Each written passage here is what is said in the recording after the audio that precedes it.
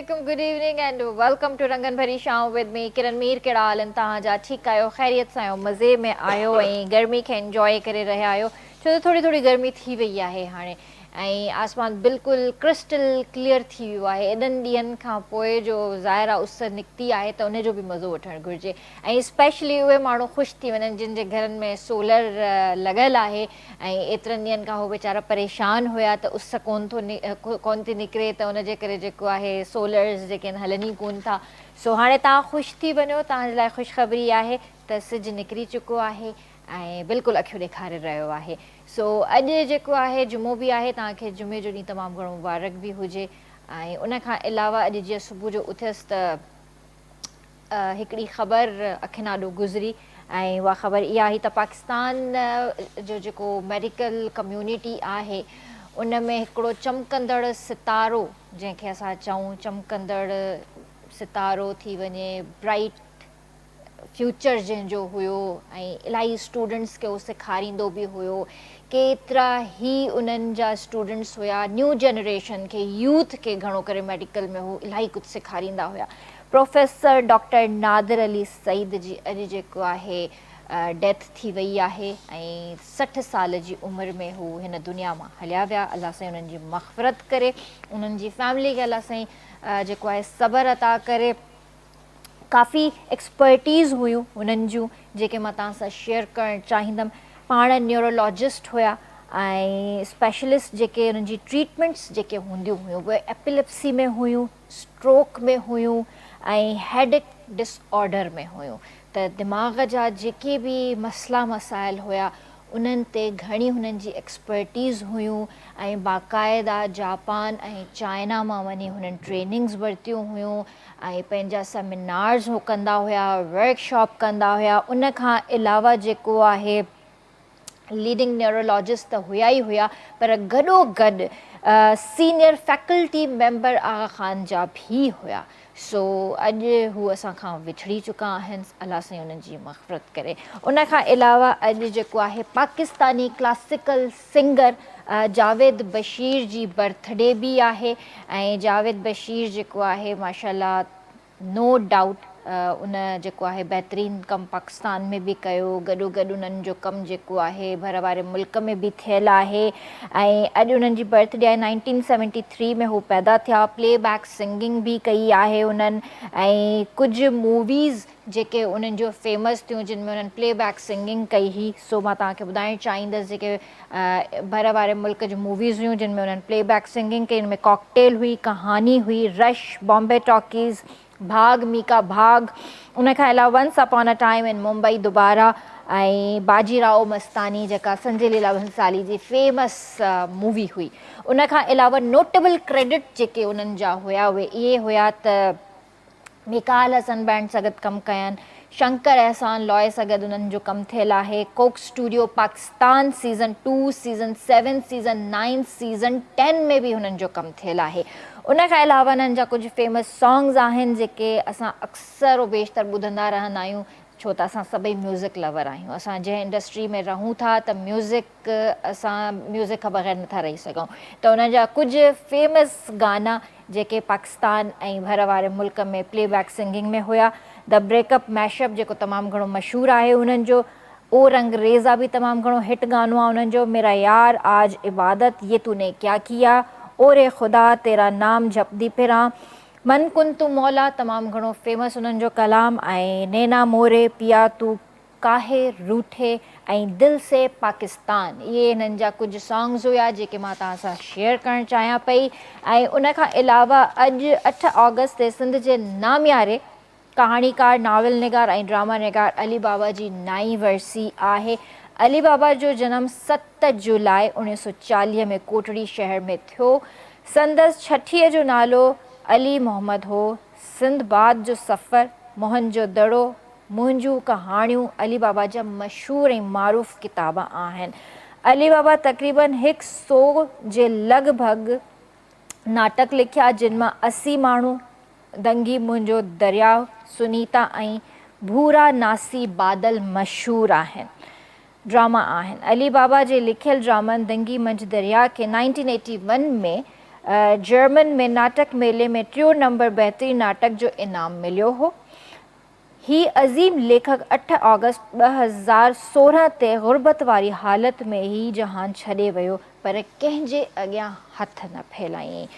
सो ॾुख थींदो आहे जॾहिं असांजा पंहिंजा आर्टिस्ट हुजनि, पंहिंजा कहाणीकार हुजनि, या हिन फील्ड सां रिलेटेड कोई बि इंसानु हुजे।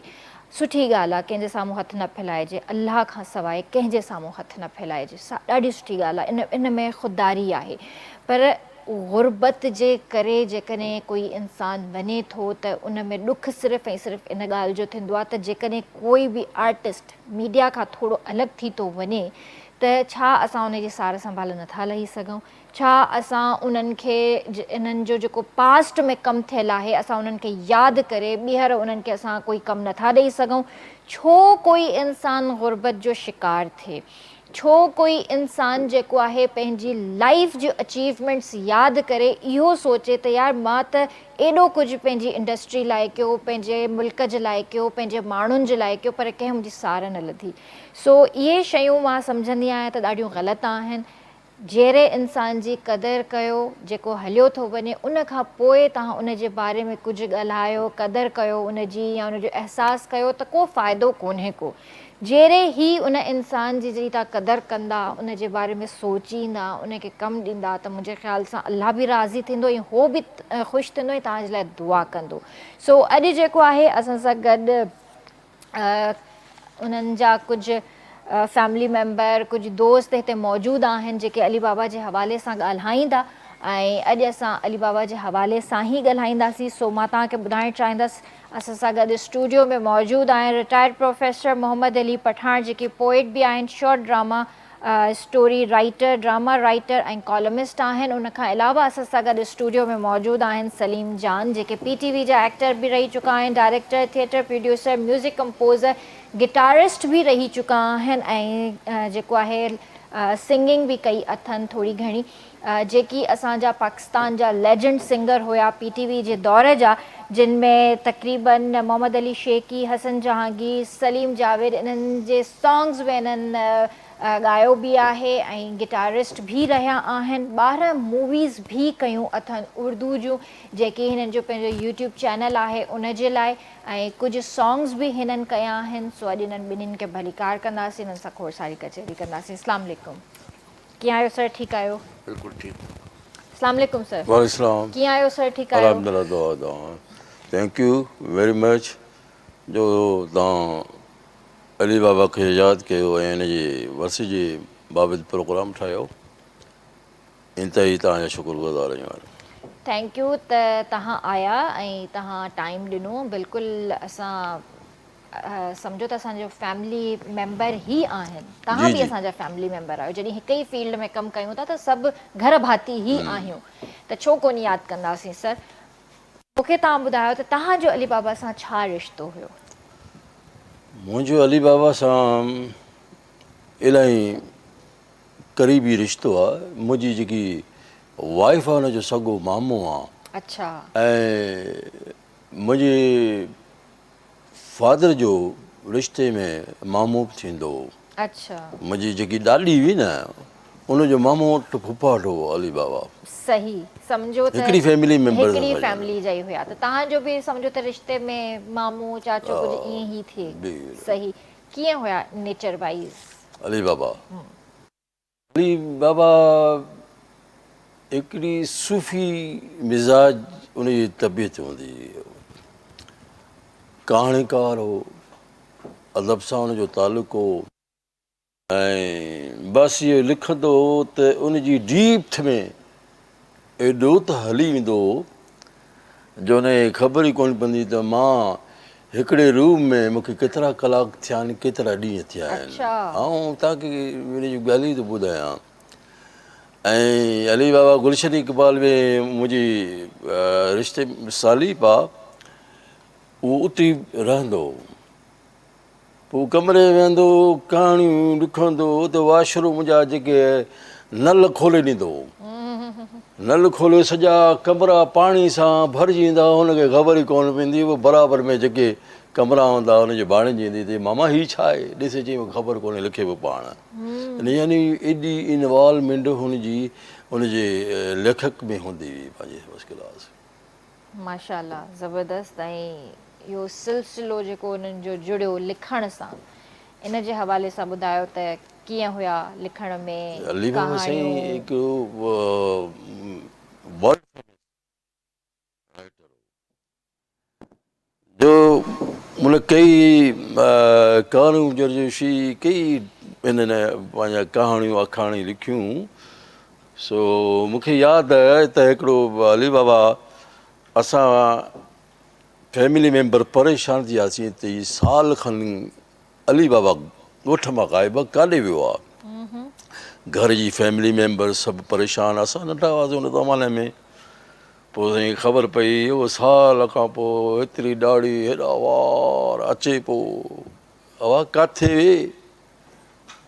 मोहन जो दाड़ो पोइ मोहन जो दड़ो ते सॼो हुन रिसर्च कयो नावल लिखियईं सॼो मोहन जो दड़ो तो यानी त हू पंहिंजे लिखण जे बारे में एॾो त जेको फास्ट हूंदो ऐं बाक़ाइदा इनवॉल्वमेंट थी वेंदी लिखंदो कहाणी तमामु ज़बरदस्तु अली बाबा जो पोइ वरी PTV ते खोड़ सारा हिन ड्रामा लिखिया बालिशाही दगी मझ दरिया गुलनि वारी छोकिरी ऐं मुंहिंजो ड्रामो जेको पहिरियों जेको मां हूंदुसि 1976 में उहो बालिशाही ड्रामो जंहिंजो प्रोड्यूसर हूंदो इहो जेको ग़ुलाम हैदर सिद्दीकी ऐं ॿियो हारून रिंद बालिशाही ड्रामो जेको हिंदू हूंदा भील हूंदा उन्हनि ते सॼी पंहिंजो ड्रामो हूंदो पोइ हुन खां पोइ मंज़ूर मक्सी जी सीरियल बि लिखी हुन में बि कमु कयो हुउमि सो अली बाबा जी पंहिंजी हिकिड़ी पर्सनैलिटी हूंदी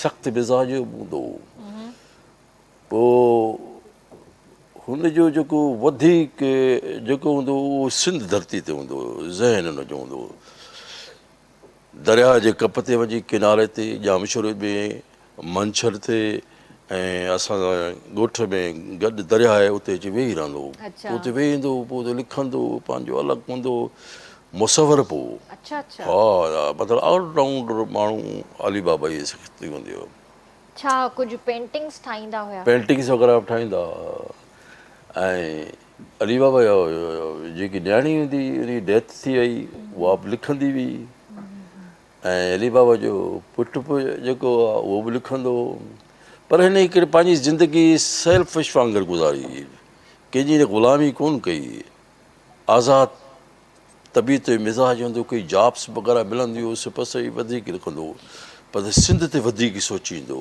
सिंध जे मीर भरियल माण्हुनि ते जेके माण्हू सिंधी गुरबत पे कीअं इन्हनि ते वधीक हुनजो फोकस हूंदो पंहिंजो प्रोग्राम में पर जीअं मां पहिरें इंट्रोडक्शन में ॻाल्हि कई त गुरबत जे करे हू इंतकाल करे विया त छो मतिलबु छा अहिड़ो थियो जंहिंजे करे तकलीफ़ुनि में अची विया छा थियो अली बाबा जी लाइफ जेकी आहे शुरूआति तमामु सुठी हुई पोइ आख़िरी जेकी पीरियड्स लाइफ जा उहे वॾा ट्रेजिडी गुज़रिया हुआ असां ज़ाहिरी ॻाल्हि हिकिड़ो अदबी माण्हू हूंदो आहे लेखक हूंदो आहे उहो कंहिंजी ग़ुलामी क़बूल कोन कंदो आहे हुनजी हिकिड़ी कलम जी हिकिड़ी ताक़त हूंदी आहे हुन वटि पंहिंजो हिकिड़ो कलम हूंदो आहे हुन सां लिखंदो आहे सो असांजी तव्हांखे ख़बर आहे त लेखक शाइर अदीब वॾे नाले वारा आहिनि पर जेको फाइनेंशियली पोज़ीशन आहे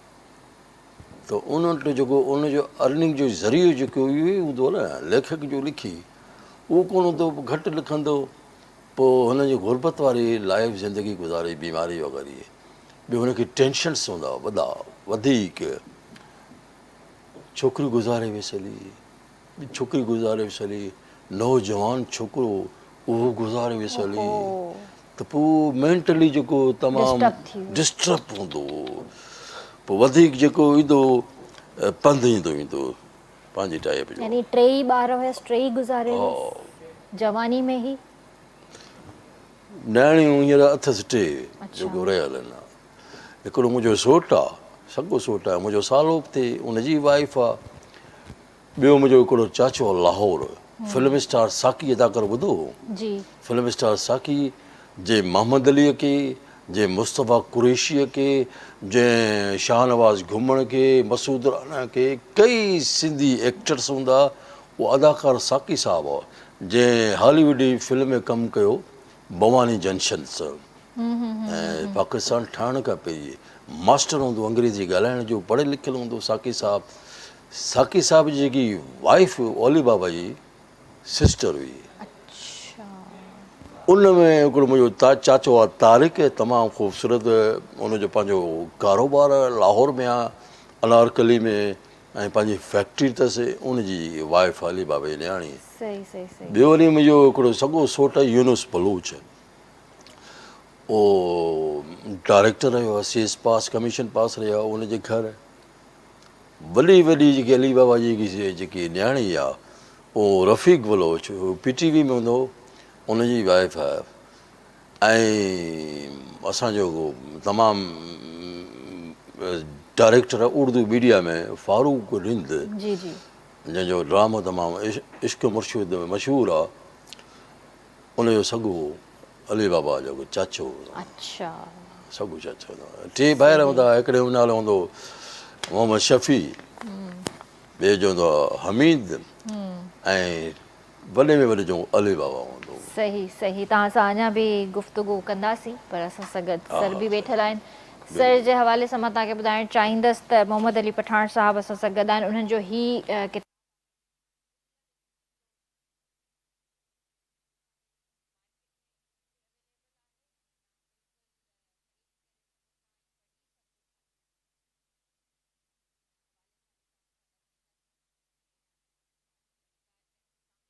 वालेकुम सलाम। कीअं आहियो सर? बिल्कुलु ठीकु बाबा। ठीकु आहियो, तबियत सही आहे तव्हांजी? जी जी हिन किताब जे हवाले सां पोइ ॻाल्हायूं था, पर पहिरियां अली बाबा जे हवाले सां ॻाल्हायूं त उन्हनि सां तव्हांजी दोस्ती केतिरी पुराणी हुई? बाबा, मूं अली बाबा खे पंहिंजे शहर लाड़काणे में पहिरियों दफ़ो उन सां हिकिड़ी रिहान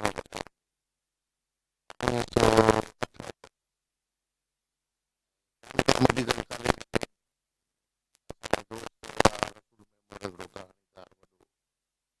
उन सां गॾु सना लाइ खुखर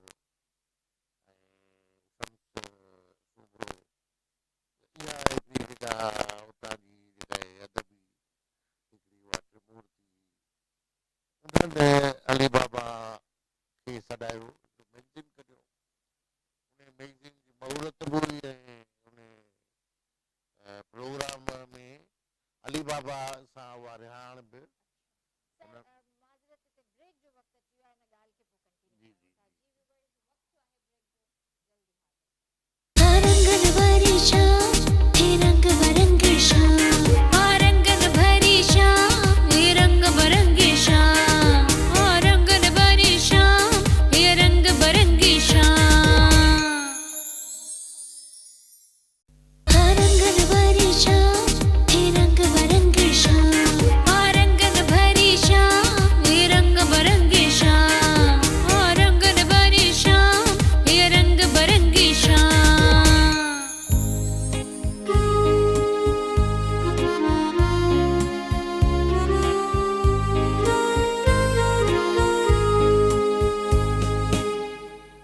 भलीकार कंदासीं रंगन भरी शाम में। तव्हां बि असांजे प्रोग्राम में शामिल थी सघो था, असांखे कॉल करे सघो था। नंबर अव्हांजी स्क्रीन ते अची रहियो आहे।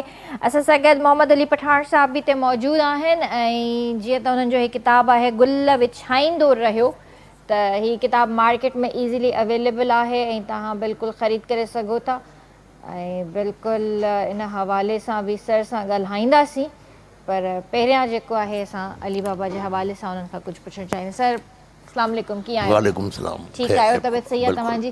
अच्छा, किताब जे हवाले सां त पोइ मां तव्हां सां ॻाल्हायां थी, पर पहिरियां तव्हां मूंखे इहो ॿुधायो त अली बाबा जे हवाले सां ॿुधायो असांखे त तव्हांजी उन्हनि सां दोस्ती केतिरी पुराणी हुई ऐं कीअं थी? अली बाबा सां जेका पहिरीं मुंहिंजी वाक़फ़ियत थी उहा लाड़काणे में 1978 में चांडका मेडिकल कॉलेज उन जे स्टूडेंट्स जे तरफ़ां हिकिड़ी मैगज़ीन निकिती। उनजो नालो बि मोहन जो दड़ो मैगज़ीन जो। ऐं उन जा जेके इंचार्ज हुया रसूल मेमन, असांजो हिकिड़ो वॾो कहाणीकार बाद में सॼी सिंध ते छांइजी वियो। उन खां सवाइ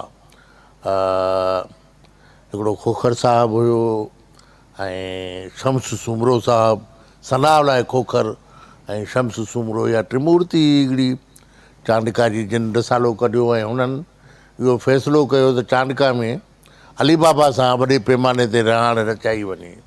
सही। सो सवनि जे तादाद में ऑडियंस हुयो ऐं अली बाबा बि वेल ड्रेस त सॼी उमिरि रहियो, साफ़ सुथिरो रहियो। अली बाबा हुते आयो, उन प्रोग्राम जी उहा जेका आहे उहा उन सां रहण रचाई वई। मां तव्हांखे उनजी हिसासपणे जी ॻाल्हि जेका पहिरीं मां नोट कई त अली बाबा वेठल हो स्टेज ते, सिगरेट पीतई पए ऐं उन खां पोइ सिगरेट जॾहिं उहो पूरो थी वियो फिल्टर ते लॻो त हुन हीअं सिगरेट पासे सां उछलाए छॾियो। प्रोग्राम हलियो पए, ओचितो हुन महसूसु कयो त हीअ सिगरेट जेको मूं उछलायो आहे इहो कहिड़े पासे उछलायो आहे। हुन ॾिठो त कालीन ते उछलायो आहे ऐं उथियो ऐं कालीन तां उहो सिगरेट उहो विसायईं। उन खां पोइ बाद में अची वेठा। इन मां अंदाज़ो थियो त अली बाबा चइनी तरफ़े हुनजी नज़र हूंदी। अली बाबा जे लिखणनि सां पहिरीं जेका मुंहिंजी मुलाक़ात थी उहा अजीब इतफ़ाक़ आहे त हुनजी उहा पहिरीं कहाणी उहा मूं पाकिस्तान नेशनल सेंटर लाड़काने जी लाइब्रेरीअ में पिंजरे जा पखी, अली बाबा पहिरीं जेका कहाणी लिखी उहा पिंजरे जा पखी हुई।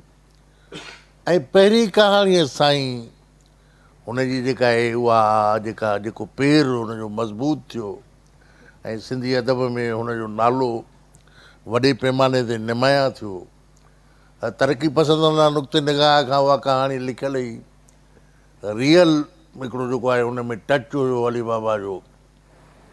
ख़बर न आहे किथां हुन इंस्पायर थी लिखी, पर मूं बाद में अली बाबा खां जॾहिं वेझो थियो त हुन खां मूं पुछियो त हुन चयो इहा रियल स्टोरी जंहिंखे मूं लिखियो ऐं नई ज़िंदगीअ में शाया थी। उहा मुंहिंजे ख़्याल में 60 जे ॾहाके में उहा शाया थी ऐं तॾहिं शमशेर हैदरी हुनजो एडिटर हुयो अच्छा। नई ज़िंदगीअ जो। अली बाबा लाड़काने में घणो ईंदो ऐं मुंहिंजी ख़ुशकिस्मती आहे त अली बाबा हफ़्तो ॾेढ हफ़्तो 2 हफ़्ता अचे मूं वटि रहंदो हो। भरिसां हिकिड़ी उताक हुई, मां उते हुनखे रहाईंदो हुउसि, कॾहिं कॾहिं त महीनो बि रही पवंदो। ऐं पोइ इहो हूंदो त सेर सफ़र अदा निकितासीं ज़ुल्फ़कार राशिदी साहिब जे ॻोठु पीर ॻोठु, ओॾांहुं वियासीं, उन सां हुनजी सलाम दुआ हुई। ओॾांहुं वियासीं, 3 ॾींहं रहियासीं, 4 ॾींहं रहियासीं, वरी कंहिं ॿिए पासे वियासीं। इहे हिकिड़े हंधि ते हुनखे वेहण में मज़ो न ईंदो हो। तोड़े जो मूं वटि महीनो रहियल, पर रोज़ानो कंहिं न कंहिं पासे निकिरी वञो, का न का नई शइ ॾिसे, माण्हुनि सां मिले ऐं माण्हुनि में इनवॉल्व थियण जो जेको हुनजो हुयो, माण्हुनि खां जेको ओगर कढंदो हो, जेको पंहिंजी कहाणी जे लाइ हिकिड़ो मवादु हथु कंदो हो। ग़रीब माण्हू हुनजा किरदार हुया। लताड़ियल तबिको हुनजो हीरो हुनजे कहाणी जो। जीअं साईं ॻाल्हि कई त बालेशाही, हाणे बालेशाहीअ जी हू जॾहिं पाण असां ड्रामो त न ॾिठो जो असांजी उमिरि खां ई थोरो अवल, मेच्योरिटीअ खां थोरो अवल हलियो, पर हू हुनजी मंज़रनगारी जंहिं महिल ॿुधाईंदो हो त कीअं जेको आहे उहो आसमान ते पखी आहिनि, कीअं ॻिझूं आहिनि ऐं उनखे कीअं हुन पोर्ट्रेट कयो आहे पंहिंजे ड्रामे में, उहो मंज़र ॼणो अखियुनि जे आॾो अची वेंदो हो। हुन में एतिरी उहा हुन मेमरी पावर हो। के माण्हू चवंदा हुआ त अली बाबा जो मेमरी पावर अदा उहो जेको आहे उहो यानी घणो शार्प न आहे, पर मां नथो सम्झां त अली बाबा खां वधीक को शार्प मेमरीअ वारो असां वटि राइटर। मेमरी त असांजो थींदी आहे, पर अली बाबा जो ई मेमरी तमामु घणी शार्प, ज़रो ज़रो। ऐं कहाणियूं त हुन जूं केतिरियूं कहाणियूं हुनखे बरज़बान यादि हूंदियूं। हू पाण कहाणी कामा फुल स्टॉप बि कहाणीअ जी जंहिंजो साईं जीअं ज़िक्र कयो ऐं साईं जन उन जे घर जा भाती आहिनि त अली बाबा जी इनवॉल्वमेंट ई हू उन में एतिरो इनवॉल्व थींदो हो जो उहा हर लफ़्ज़ हुन जे दिलि ते चिटिजी वेंदो हो, हर सीन हुन जे दिलि ते उहा चिटिजी वेंदी। ड्रामे जी टेक्निक ॾाढी ॾुखी आहे। असां ड्रामो लिखंदा आहियूं, असां डायरेक्टर ते छॾे ॾींदा आहियूं, असां पंहिंजे डायलॉगनि खे वठंदा आहियूं मुख़्तसिर, चवंदा आहियूं अदा हिते हीउ सामान आहे, हीअ लोकेशन आहे, ग़रीबाणो घरु आहे वग़ैरह। बाक़ी जेके आहिनि कहिड़ियूं शयूं उते पियूं आहिनि, कहिड़ी जेका आहे उहा नज़र अचे थी पई, हू सुईअ खां सॻे ताईं हर शइ पाण लिखंदो हो। हीअ शइ हिते पई आहे, मजाल जो डायरेक्टर उतां उहा शइ हटाए, हीअ हिते पई आहे, फुट जे यानी फ़ासिले ते टाइट क्लोज़ वठो, अली बाबा खे ख़बर हुई। मां ॿियो पढ़ियो अशफाक़ अहमद खे, त हुनजा ड्रामा पढ़िया त हुनजी बि एतिरी नज़र हूंदी हुई, पर अली बाबा नंबर 1 हो। ख़ासि करे टेक्निक जो पासो बि डायरेक्टर उहो फासी पवंदो हो उन जी टेक्निक में, उहो रहनुमाई बि हुनजी कंदो हो, माना एॾो मास्टर ज़हन हो हुनजो, हुनजी रहनुमाई बि कंदो हो ऐं हुनखे पाबंद बि अहिड़ो कंदो हो जो पघर निकिरंदा हुआ डायरेक्टर जा।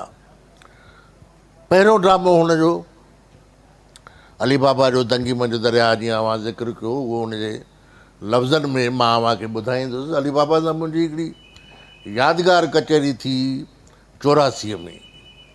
उहा मूं अली बाबा मूं वटि रहियल हो। मूं चयो साईं हीअं मां अव्हां खां सवाल कंदुसि, अव्हां मूंखे जवाबु ॾींदा वञिजो। चई मूंसां तकड़ि न कजांइ हिकु टाइम ते, बाक़ी वक़्फ़े वक़्फ़े सां सवाल कजांइ, पोइ कलम बंदि कंदो वञिजांइ। तॾहिं टेप रिकार्डर घणी आम न थी, उन करे टेप न, पर लफ़्ज़ लफ़्ज़ करे हू मूंखे चवंदो वियो ऐं लफ़्ज़ लफ़्ज़ करे उहा जेका आहे उहा मूं कलम बंदि कयो हुनजो अली बाबा साहिब जो उहा ॻाल्हि ॿोल। उहा ॻाल्हि ॿोल बाद में मुर्क नाले सां हिकिड़ो रिसालो असां वटि शाया थियो, जंहिंजो मां मंठार सोलंगी ऐं अब्दुल वहाब सहतो, उहे असां एडिटर हुआसीं। उन में अली बाबा जी उहा ॻाल्हि ॿोल 84 में कयल, जेका मूं वटि महफ़ूज़ हुई, उहा कंहिं ॿिए हंध ते न शाया थी, पोइ मूं उन रिसाले में शाया कई। त मुंहिंजो हिकिड़ो सुवालु हुओ त अली बाबा साहिबु तव्हांजो नंढपण कीअं ऐं कहिड़े माहौल में गुज़रियो? त पाण फरमायूं त मुंहिंजो नंढपण जीअं पाण हींअर सिधे साधे घर में वेठा आहियूं, पंहिंजे वॾनि में गुज़रियो आहे। आउं पंहिंजे फैमिलीअ जो लाॾको ॿारु हुउसि, अॼु बि आहियां। अली बाबा पछाड़ीअ ताईं पंहिंजे ख़ानदान जो लाॾलो ॿारु हो। असांखे पढ़ण ऐं रांदियुनि खां सवाइ वधीक ओफटू घुमण जी इजाज़त न हूंदी हुई। मां बिल्कुलु सिधो साधो ॿारु हुयुसि, जीअं असांजा ही ॿार ॾिसी पियो। मूंखे माण्हुनि सां ॻाल्हाइण खां वधीक किताब वणंदा हुआ। पढ़ियलु लिखियलु मिडल क्लास फैमिलीअ जो माहौल मिलियुमि। मुंहिंजो शौक़ु घोड़नि, उठनि, गांयुनि, कुतनि, रिढुनि जे ॿचनि ऐं गाबनि सां रांदि करणु हूंदो हो। मां माण्हुनि जे किलनि ते ॿधल उचे नसुल वारनि ढगनि जा रसा खोलींदे वॾो थियुसि। पर उनखां वॾो शौक़ु हूंदो हो सुठो सोचणु, सुठा किताब पढ़णु। मुंहिंजी पढ़ाई हिकु ॻोठाणे स्कूल में थी आहे। बाद में मूं हुनखां पुछियो त अली बाबा साहिबु तव्हां लिखणु छो शुरू कयो? त अली बाबा वराणियो त मूं सवाल या निशान ॾाढो ॾुखियो सुवालु आहे। ऐं शेरदिल ख़ान म्यूनिसिपल स्कूल, शेरदिल ख़ान म्यूनिसिपल हाई स्कूल कोटड़ीअ में पढ़ंदो हुउसि ऐं उन वक़्तु हेड मास्टर मुंहिंजो मामो अब्दुल्ला डी बलोच हुयो। उते म्यूनिसिपल लाइब्रेरी जी तमामु ख़ूबसूरत बिल्डिंग हुई। उन में घटि बहितरीनु किताबनि जो 50,000 ज़ख़ीरो हो, जिन में उन वक़्त जा ओरिजिनल थोरे सिंधीअ में परॾेही कहाणियुनि या नावलनि जा सुठा तर्जुमा पिणु मौजूदु हुआ। उते ई मूं तमामु सुठो ऐं बहितरीनु अदब पढ़ियो। लिखण जी चाहना बि उतां ई पैदा थी। न त आउं बुनियादी तरह पेंटर हुउसि। जीअं साईं ज़िक्र कयो त अली बाबा बि हिकिड़ो मुसविर हो, पर मां इन ॻाल्हि खे अॻिते वधाईंदे इहो बि चवां त न रुॻो हू मुसविर हो, पर अली बाबा हिकिड़ो संगतराश बि हो। ऐं PTV ते अली बाबा जो हिकिड़ो पोर्ट्रेट हलियो, हिकिड़ो प्रोग्राम अली बाबा जी लाइफ बाबति ऐं हुनजे कम बाबति। त उते असां अली बाबा जा उहे स्टेचू ॾिठा जेके हुनजे हथनि सां तराशियल हुआ पथरनि मां। ज़बरदस्त, माशाल्लाह। तव्हां उन्हनि जे हवाले सां इहो इंटरव्यू असांखे ॿुधायो आहे, ईअं पियो लॻे ॼण वेठा आहिनि ऐं तव्हां उन्हनि सां पाण इंटरव्यू था कयो पिया। त इहे शयूं तव्हांखे उन वक़्तु तव्हां कलम बंदि करे छॾियूं हुयूं या इहे काफ़ी टाइम खां पोइ वरी तव्हां लिखियूं आहिनि? उन वक़्तु मूं कलम बंदि कयो। अच्छा। ऐं पोइ बाद में ही शाया बाद में थियो, अली बाबा साहिब जे हयातीअ में शाया थियो, छाकाणि जो पाण पढ़ियो आहिनि इहो? हा ज़रूरु पढ़ियो ऐं मूं त उनखे गिफ्ट कयो सही अली बाबा साहिब खे। सही। त उन खां पोइ मूं उन खां पुछियो त अली बाबा साहिब सिंधी माण्हूअ जो चहिरो जीअं अवां कल्ह ॾिठो हो ऐं उनखे पंहिंजे कहाणियुनि में चिटियो हो, अॼु उहो कीअं थो लॻे अव्हांखे? अॼु ऐं काल्ह में ज़मीन आसमान जो फ़र्क़ु आहे। काल्ह मूं सिंधी माण्हुनि खे संदन मेड़नि ऐं मंडलियुनि में ॾाढो रंगारंग नमूननि सां ॾिठो हो। पोइ भली शिव जो मेलो हुजे या शाह अब्दुल लतीफ़ जो, उहे मेड़ा ऐं मंडलियूं अॼु मूंखे बेरंग ऐं मिज़रेबल लॻंदियूं आहिनि। हिते अव्हां खे इहा ॻाल्हि ॿुधाईंदो हलां त शाह साईं खे जीअं अली बाबा हिन पंहिंजे जवाब में चयो सुभाणे हुनजो मेलो आहे। ऐं हिते मां इहो बि अव्हांखे ॿुधाईंदो हलां त अली बाबा साहिब जो जेको नसुर हो, अली बाबा वाहिद असांजो लिखारी हो, वाहिद यानी हिकिड़ो अहिड़ो अदीब हो जंहिंजे कहाणियुनि में शाह लतीफ़ जे ॿोलीअ जी, शाह लतीफ़ जे बेतनि जी, शाह लतीफ़ जे लफ़्ज़नि जी उन में आमीज़िश उहा तमामु घणी हूंदी। अली बाबा जे हवाले सां ई मां अव्हांखे ॿुधायां त शाह लतीफ़ पढ़ण जो बि शौक़ु थियो, छाकाणि जो उन में उहे लफ़्ज़, उन में बेतनि जा जेके आहिनि उहे टुकड़ा शामिलु, इहे हुनजे रत में मिलियल हुआ अली बाबा जे। ऐं नंढपण खां वठी ऐं हू उन बाबति ॿुधाए थो पाण त कीअं छा सां हुनजी रुगबत थी। मूं हुन खां पुछियो त तव्हां सिंध जे ॿहिराड़ियुनि ऐं शहरनि जा केतिरा ई मेल पंहिंजे पेरनि सां लताड़िया आहिनि, उन्हनि मां छा हासिलु कयो अथव? चयाईं, मां उन्हनि खां कुझु वठण लाइ त न वेंदो आहियां, मुंहिंजो अवाम तबाह हाल आहे। मूंखे हैरत थी लॻे त हीअ असां सां छा थी रहियो आहे। Sir Charles Napier Fatih Sindh जूं ॿ ॻाल्हियूं सिंध लाइ मशहूरु आहिनि। पहिरीं ॻाल्हि त मूं सिंध फतेह करे ॾोह कयो आहे, ऐं ॿी ॻाल्हि त मां दुनिया जे अज़ीम तरीन शाहूकार मुल्क जो फातिह आहियां। ऐं उन शाहूकार मुल्क जो अवाम अॼु एतिरो त ॾुतड़ियल आहे जो साहु खणण बि ॾुखियो थी पियो आहे। उनजो आउं उन्हनि खां रुॻो पंहिंजी कहाणियुनि जो मवाद हासिलु करणु वेंदो आहियां। हाणे अली बाबा घरां जीअं साईं ॿुधायो त मोहन जो दड़ो लिखण लाइ हू साल घरां गुम हो, तॾहिं टेलीफोन बि न हूंदी, ख़त पट त अली बाबा लिखंदो कोन हो, पंहिंजो इतलाउ ॾे, पोइ बलरे जी ॻोठ में रहियो, कंहिं ॿिए ॻोठ में रहियो, मोहन जे दड़े जो उसे पासे में। ऐं मोहन जे दड़े जी हिकु हिकु घिटी हुन ॾिठी, हुनजो तसवराती तौर ते हुन जेको खाको ठाहियो मोहन जे दड़े जो, अॼु बि उहो असां पढ़ूं था त असांजा वार कंडारजी था वञनि। ऐं छा हुन इनवॉल्व थी हिकिड़ो शाहकार लिखियो मोहन जो दड़ो। मोहन जे दड़े ते मां नथो सम्झां त ईअं दुनिया जो को लेखक ईअं इमेजन करे लिखे मोने दड़े जो ॿाहिरियों जेको रूप आहे या हुनजी लताड़ जेका आहे उहा बाद में असांजे मंज़ूर कुहार साहिबु सिंधी कहाणी लहंदड़ सिज खां पोइ बि हुनजो नक्शो चिटियो पर मोने दड़े जे अंदरि या मोने दड़े जो दौरु हिकिड़ी फिल्म बि ठही ताज़ो पर उहा फिल्म अली बाबा जी उन इमेजिनेशन सां उहा मेल न खाईंदड़ ई उन करे उहा मोने दड़े जो नालो इस्तेमालु थियो पर मोने दड़ो न हो या मुंहिंजे क्रिएटर जेको होतो न अली बाबा हो हुनजो मोहन जो दड़ो जो बेसिकली छा आहे जो अली बाबा हिकिड़ो फिलासफर माइंडेड हो अफलातून सुकरात लेनिन मार्क्सिज्म इन्हनि खे ई पढ़ियल पढ़ी लिखी पोइ हिन वॾा हिकिड़ी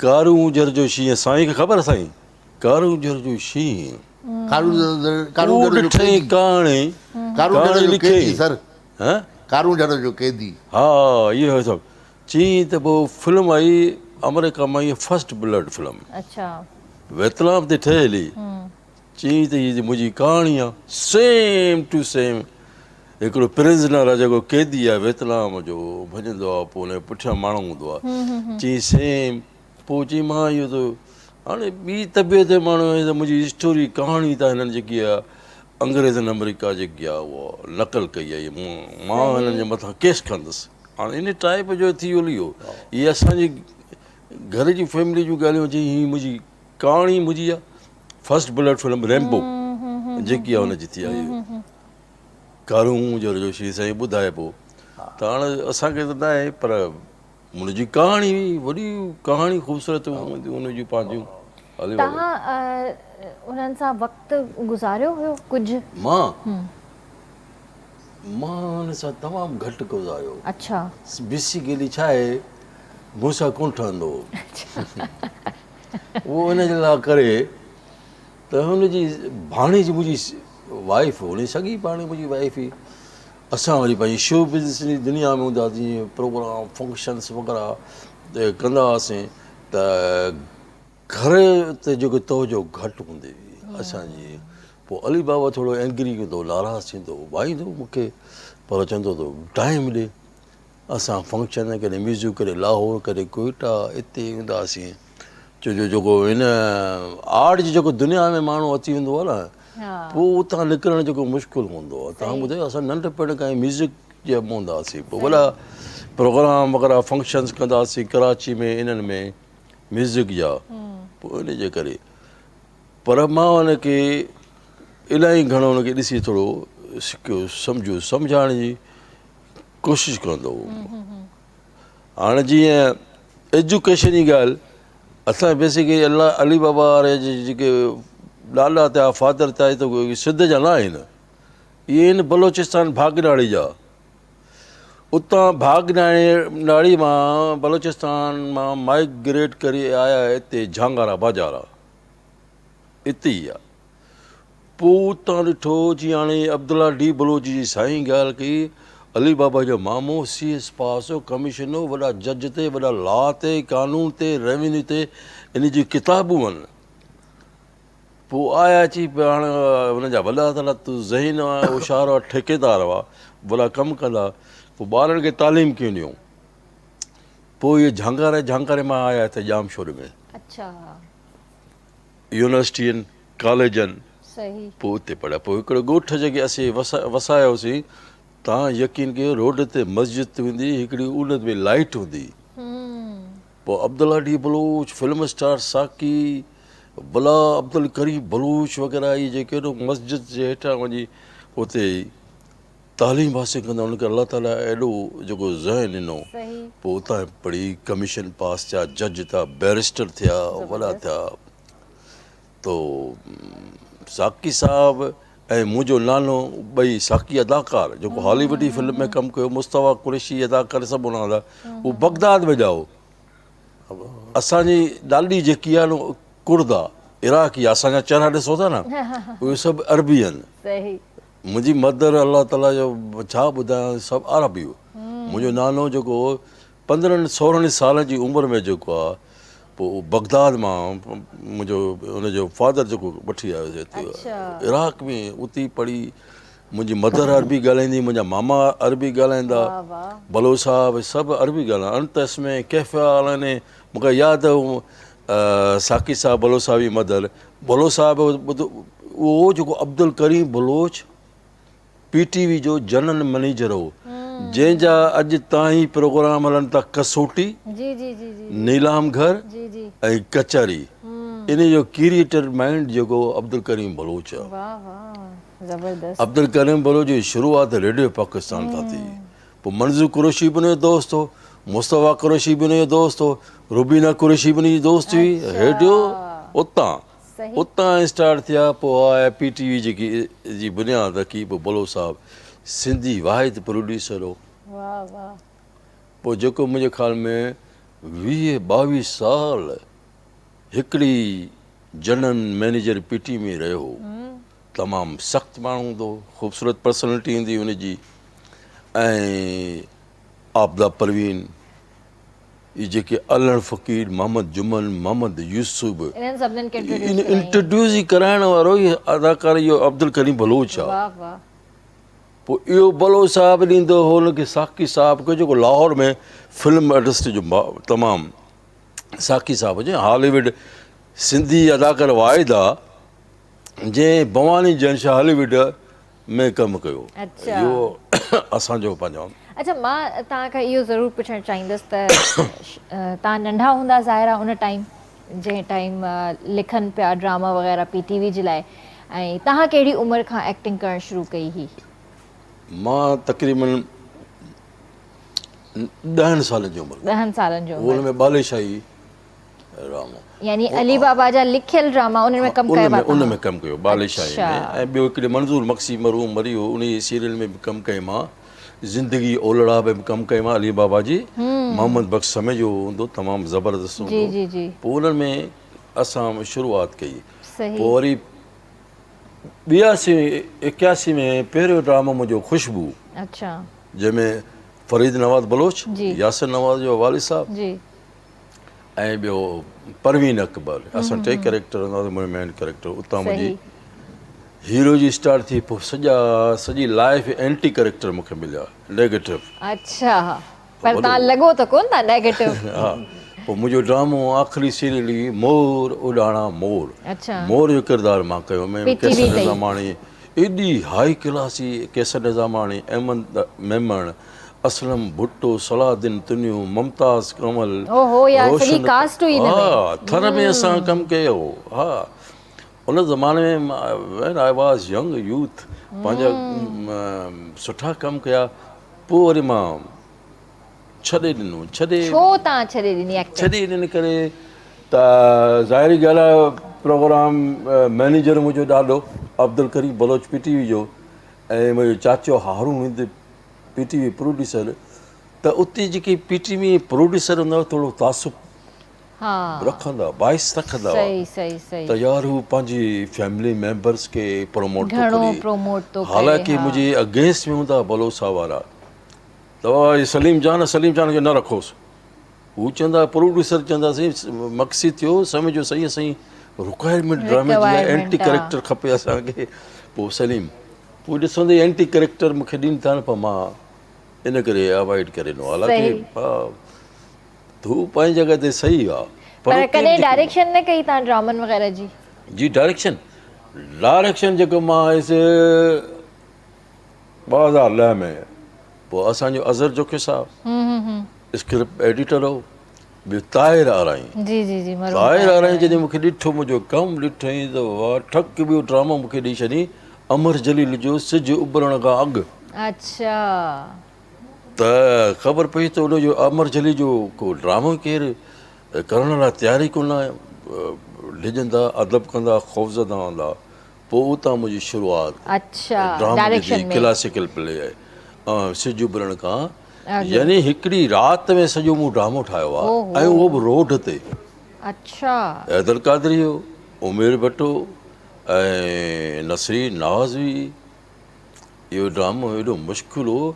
ऐं मां हाणे सिज उभरण ताईं सुबुह जो असर जो इंतज़ारु पियो कयां सिजु उभरे त मां ड्रामे जो फ्रीज़ हिन ते कयां। ओ पोइ उते रोड ते बीठासीं सॼी राति कमु कंदे कंदे उमेर बेट जो कयोसीं।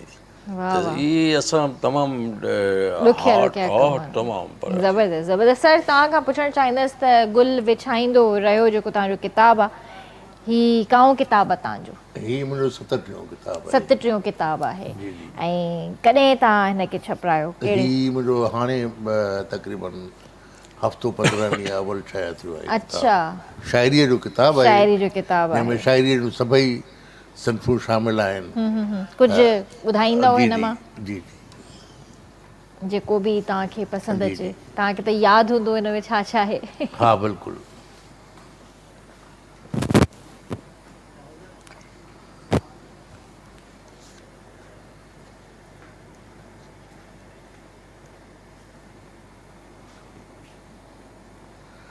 चंड तन्हा गज़ल आहे हिकिड़ो।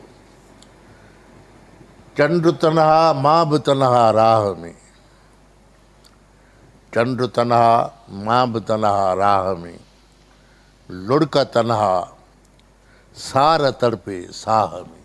वाह, चंड तन्हा मां बि तन्हा राह में, लुड़क तन्हा सार तड़पे साह में, वाव झूटा दिलि जे सुॾकनि सां रली, वाव झूटा दिलि जे सुॾकनि सां रली, गुम विया थींदा अखियुनि ऊंदाह में, वाव झूटा दिलि जे सुॾकनि सां रली, गुम विया थींदा अखियुनि ऊंदाह में,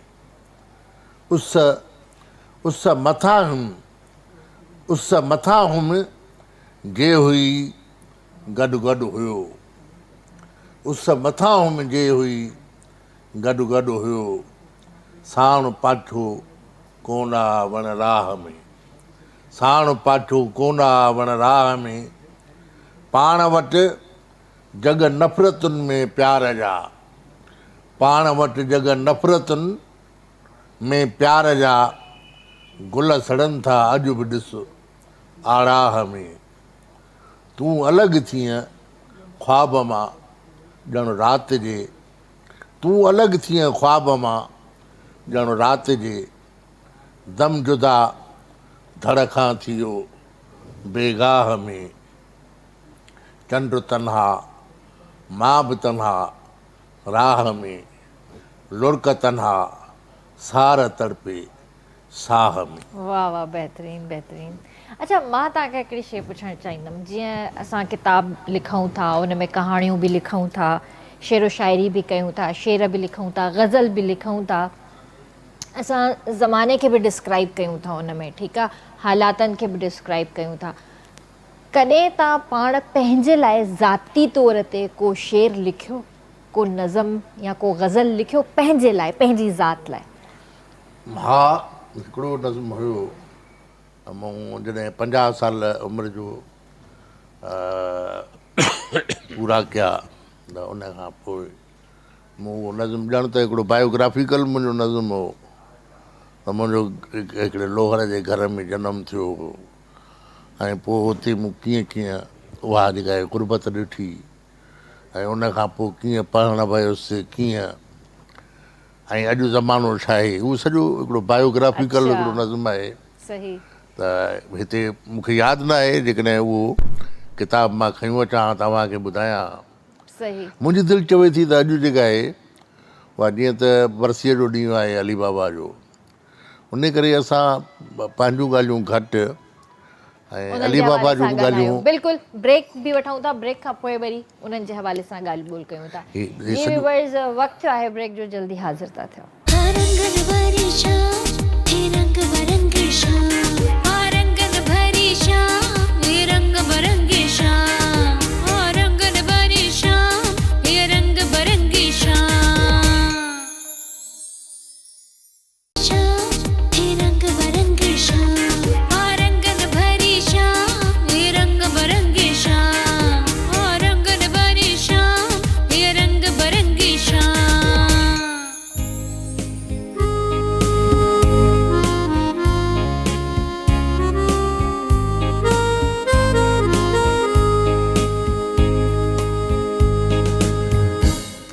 असांखे भली कार कंदासीं रंगन भरी शाम में। तव्हां बि असांजे प्रोग्राम में शामिल थी सघो था, असांखे कॉल करे सघो था।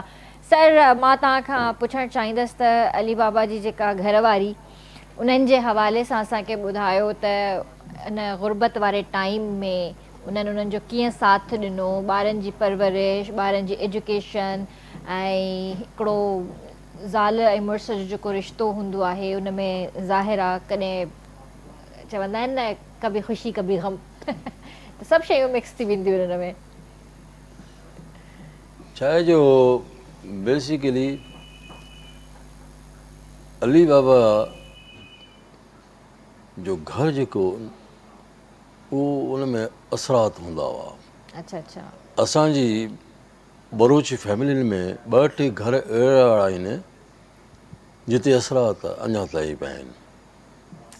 सुठा पका घर उन ज़माने जा 1970 जा ठहियल उहे आबाद न आहिनि, उहे ख़ाली पिया आहिनि। बंगले टाइप वांगुरु घर ठहियल आहिनि, अली बाबा जो बंगले टाइप वांगुरु घर ठहियल आहे, पर आबाद न आहिनि। अली बाबा जी जेकी वाइफ हूंदी हुई न, उहो दरवेश टाइप जी हूंदी, हुन में असरात हूंदा हुआ। तमामु ख़ानदान जे घटि माण्हुनि सां उनजो मिलाप हूंदो। कंहिंजे घर कोन हूंदी, पंहिंजे ई घर ई हूंदी हुई, दरवेश टाइप जी शादी। हिकिड़ी ॾींहुं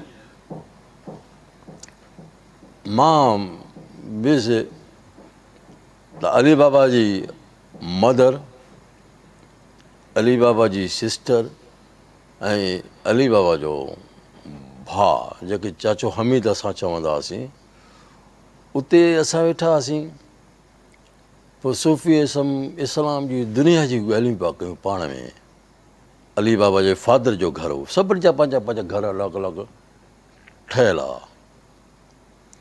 सो हुन में असां इस्लामी दीन जी ॻाल्हियूं पिया कयूं त उतां कुदरती ख़ुशबू सॼे घर में फैलिजी वई। हली ख़ुशबू जॾहिं फैलिजी वई त असां सभु साइलेंस थी वियासीं। इहा मां तव्हांखे 1984-85 ॻाल्हि थो ॿुधायांव। सभई ख़ामोश थी वियासीं त हिक ॿिए जा चहिरा ॾिसूं पिया। अली बाबा जी जेकी वॾी सिस्टर हुई, उहा लाहौर मां ईंदी त पंहिंजे मदर वटि, पंहिंजे भाइरनि वटि जेके हूंदी, असां परेशान थी वियासीं हिकिड़ी इहा ख़ुशबू किथां आई आहे, हिक ॿिए जा चहिरा पिया ॾिसूं त ख़ामोश थी वियासीं। 10 मिंट तक कुझु बि साइलेंस, केरु हिक ॿिए सां कोन पियो ॻाल्हाए। ख़ुदा गवाह, तव्हांखे सची हक़ीक़त ॿुधायां त मां इहे सभ खां पहिरीं क्वेश्चन उथारियो मुंहिंजो नानी अली बाबा जी वालिदा खे। असां नानी चवंदा हुआसीं, नानी ख़ुशबू जी मां पाण परेशान, जी ख़ुशबू किथां आई आहे? उन अली बाबा जी सिस्टर, अली बाबा भाउ, परेशान थियासीं। पोइ हुननि अगरबत्ती वारी त असरात जेको बरोचन में हूंदो, असरात हुनजी वाइफ खे बिल्कुलु हुआ। पुछणु चाहियां थी तव्हां खां त उन्हनि जी जे हवाले सां इहो ॿुधायो त जीअं हुननि हुनजो साथ ॾिनो, हिकिड़ो वक़्तु गुज़रियो जॾहिं हुननि वटि कमु न हुयो ऐं बिल्कुलु जॾहिं घर वेही रहिया, त उन वक़्तु उन्हनि जो साथ कीअं ॾिनई? उनजो साथ उनजे भाइरनि, फारूक रिंद जो जेको फादर हो न, उहो तमामु स्विगेस में इंजीनियर हो। हाणे स्विगेस में जेको इंजीनियर जो त उनजी सैलरी केॾी हूंदी हुई, उहो ॾींदो। ऐं मिट माइट वग़ैरह उहो कंदा। छो जो अली बाबा जो गुज़र सफ़र जेको हूंदो न, उहो अदबी शाइर हूंदा आहिनि। उन्हनि खे पैसो मिले या न मिले, उहो बुख उन में उनजो गुज़र सफ़र थींदो ज़िंदगी में। ऐं इहो ज़रूरु असांखे ॿुधायो त उन्हनि जो लास्ट ड्रामो कहिड़ो हुयो PTV ते, जिन में उन खां पोइ वरी अगरि उन्हनि ड्रामा लिखणु, मुंहिंजो ड्रामो या हुनजो? उन्हनि जो, अली बाबा जो। अली बाबा जा ड्रामा त खोड़ सारा हुआ, जेके दगी बदरा, बालेशाही हो, ॿिया इलाही गुज़रिया, पर घटि लिखंदो हो। अली बाबा जेको ड्रामा कई चवंदा हुआसीं।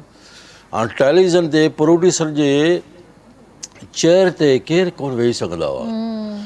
2 हिकिड़ा राइटर हूंदा हुआ, हिकिड़ो शमशेर हैदरी अली बाबा तमामु क्लोज़ली दोस्त हूंदो, ॿियो अली बाबा।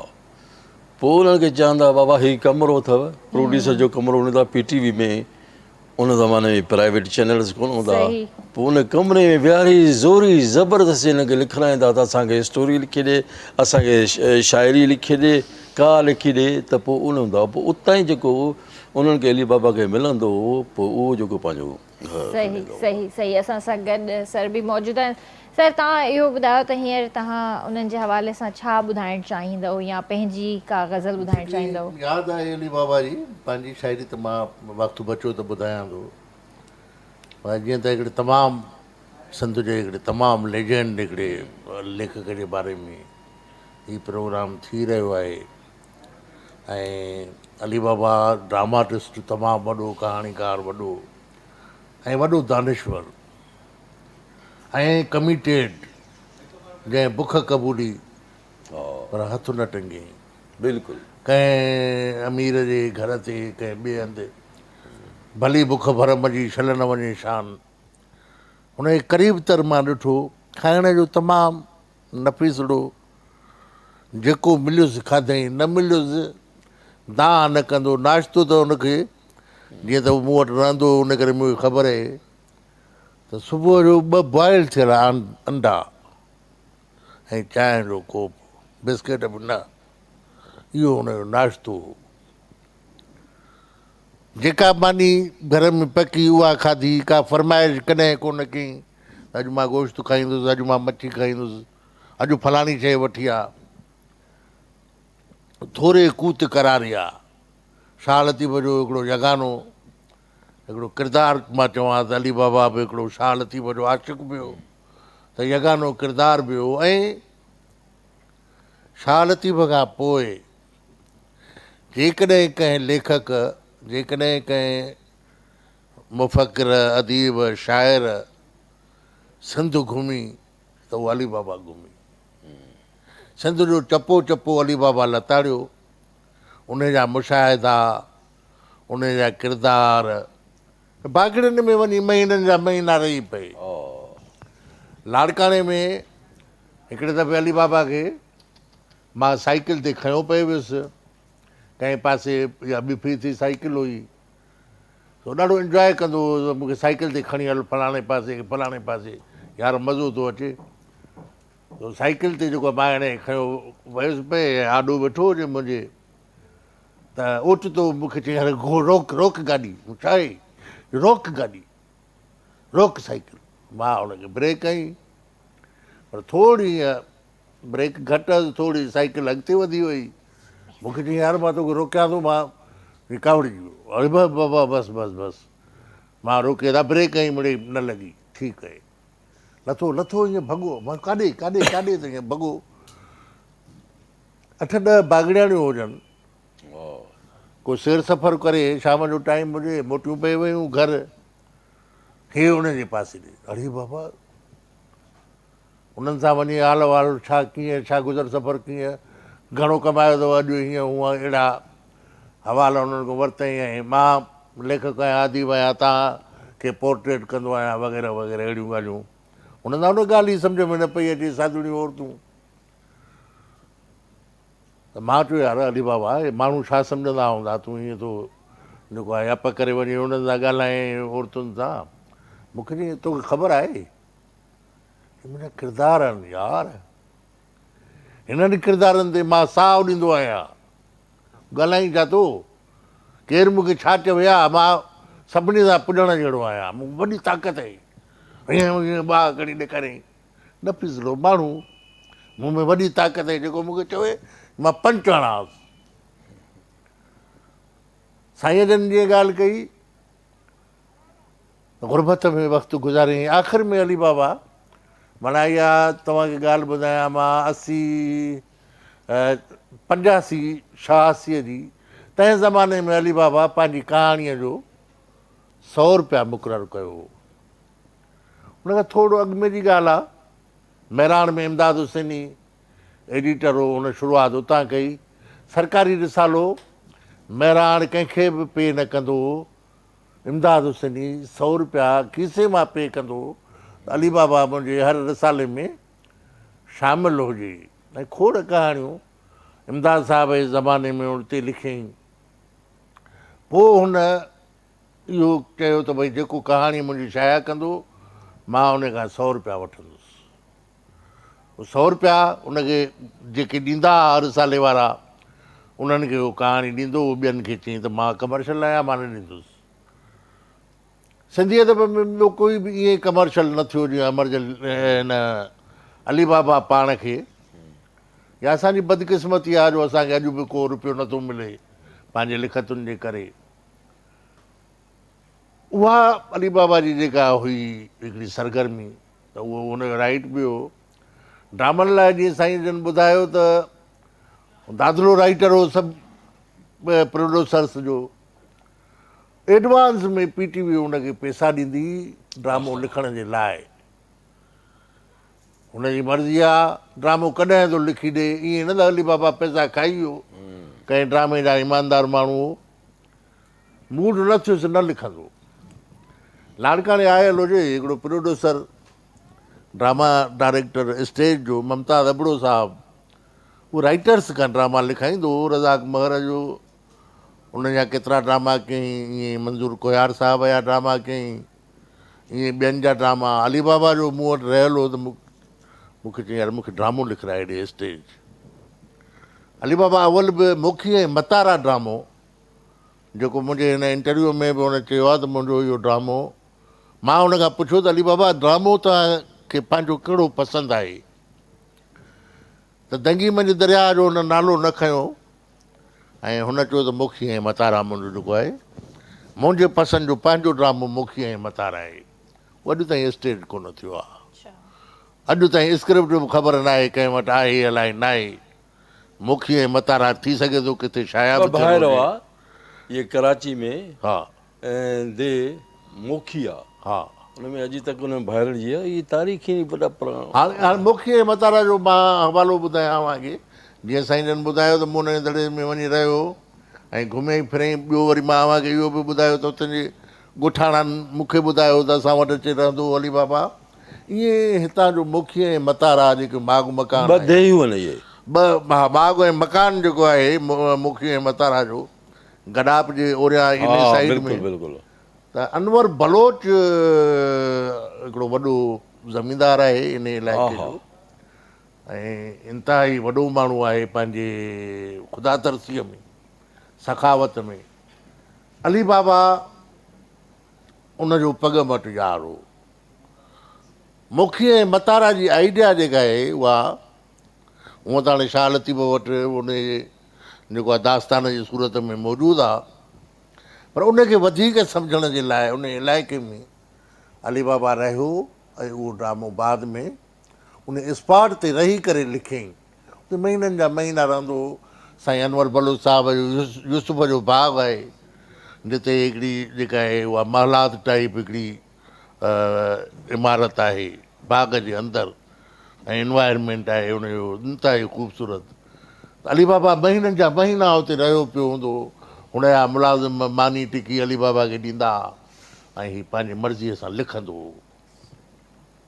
त मुखी ऐं मतारा उहो अली बाबा जो न थियो। ममताज़ अबड़े मूंखे चयो त ड्रामो मूंखे लिखाए ॾियो। हिन चयो त मां 1000 रुपयो वठंदुसि। हू तॾहिं ममताज़ अबड़ो 300 या 400 रुपया ॾींदो हो लेखक खे। यार 1000 घणो आहे मुंहिंजो, अॾो बि अली बाबा थी बैन अल-अक़वामी शख़्सियत, बैन अल-अक़वामी लेखक जो दर्जो रखे थो अली बाबा, छाकाणि हुनजो ड्रामो दुनिया में 3 नंबर आयो। हुनजो अदा ठीकु आहे, मां 1000 ॾियां थो। हाणे हुन अली बाबा खे ईअं आहिस्ते आहिस्ते करे पैसा ॾिना। पैसा जो अली बाबा हुन खां वरिता। चई यार मां ग़लती कई, हीअ त हिन जो मां 200 रुपया खपाए वियो आहियां, पर मुंहिंजो चश्मो रहिजी वियो आहे हैदराबाद। हाणे हिन खां थोरी मूंखे मोकल वठी ॾे त मां चश्मो खणी अचां, उहो अचे ड्रामो लिखां। अड़े बाबा चश्मो तुंहिंजो हैदराबाद पियो आहे, तूं ड्रामो थो लिखे लाड़काणे में वेही। हाणे हाणे हुनखे का बदगुमानी न थिए, विच ते मां हुजां ॿिन्ही जे। हिते कंहिं डॉक्टर खे ॾेखारियूं था हाली अखियूं, जेको नंबर ॾिनई चश्मो हितां ठाराए था वठूं। चई मां हुते कंहिं डॉक्टर खे ॾेखारियो आहे, मूंखे उहो चश्मो लॻे थो, ॿियो न लॻंदो। अब कीअं न लॻंदो, न लॻंदो तोखे ख़बर न आहे त ठीकु आहे, पर हीअं कर, मां पना सोरे आॾो रखिया मां चवंदो वञु लिखंदो थो वञा। हा यार इहा ॻाल्हि सुठी आहे, पर कॾहिं ईअं कयो अथई, चई न इहो फस्ट तजुर्बो थींदो। फस्ट तजुर्बो आहे त बिस्मिल्लाह, त वेठासीं अदा लिखाए, हीअ पहिरियों त उनवान लिख, अदा उनवान मौत ते कब्ज़ो। अलाए छा थो लिखे मौत ते कब्ज़ो, हीअ साइंस फिक्शन आहे, साइंस फिक्शन। तॾहिं त तस्वुर जी 80 जी ॻाल्हि थो ॿुधायांव, 80 जे ॾहाके जी या 83-84 जी ॻाल्हि आहे। वेठो लिखाइण, महीनो लॻी वियो उन ड्रामे लिखण में, महीनो। हुन वीचारे शरीफ़ माण्हूअ मानियूं टिकियूं उहे सभु अली बाबा खे ॾिनियूं, तेसि ताईं 1000 रुपयो बि पूरो थी वियो, अली बाबा जे सिगरेटनि में फूकिजी वियो 1000। सो उहो ड्रामो लिखी उनखे ॾिनई ड्रामो, ऐं बाद में उहो ड्रामो स्टेज थियो। बदकिस्मतीअ सां उहो स्क्रिप्ट उन डायरेक्टर वटि रहिजी वियो ऐं उहो हेठि मथे थी वियो। उहो वीडियो बि थियो, थी सघे थो किथे हुजे। सर टाइम थोरो घटि आहे असां वटि, हा, इन जे करे पर उहो मौत ते कब्ज़ो जॾहिं लाड़काणे में निसार रागाणी ऐं कुझु ॿियनि अदाकारनि एक्ट करे उहो पेश कयो, त मूं पंहिंजी ज़िंदगीअ में ईअं स्टेज ड्रामो न ॾिठो आहे। मां चाहींदसि त लास्ट में तव्हां पंहिंजी थोरी पोएट्री ॿुधायो, छो टाइम बिल्कुलु असां वटि घटि आहे हाणे, ऐं उन जे करे पोइ वरी असां वाइंड अप जी तरफ़। बस अली बाबा जूं ॻाल्हियूं कंदे ॼण त वक़्त ते नज़र नथी पवे, ॻाल्हियूं त घणियूं रहिजी वियूं वरी कंहिं ॿिए दफ़े। जी, वास तुंहिंजो खणी वाई आहे, वास तुंहिंजो खणी जेका घुलंदी वई सा न मोटी हवा। वास तुंहिंजो खणी जेका घुलंदी वई सा न मोटी हवा। हथ वधाया घणा, हथ वधाया घणा उभ उॾंदी वई सा न मोटी हवा। तरस वाका कयमि, तरस वाका कयमि सीर तरंदी वई सा न मोटी हवा। सार तड़पी पई आस लुछंदी वई सा न मोटी हवा, सा न मोटी हवा। वास तुंहिंजो खणी जेका घुलंदी वई सा न मोटी हवा। ॿी बि हिकिड़ी वाई आहे,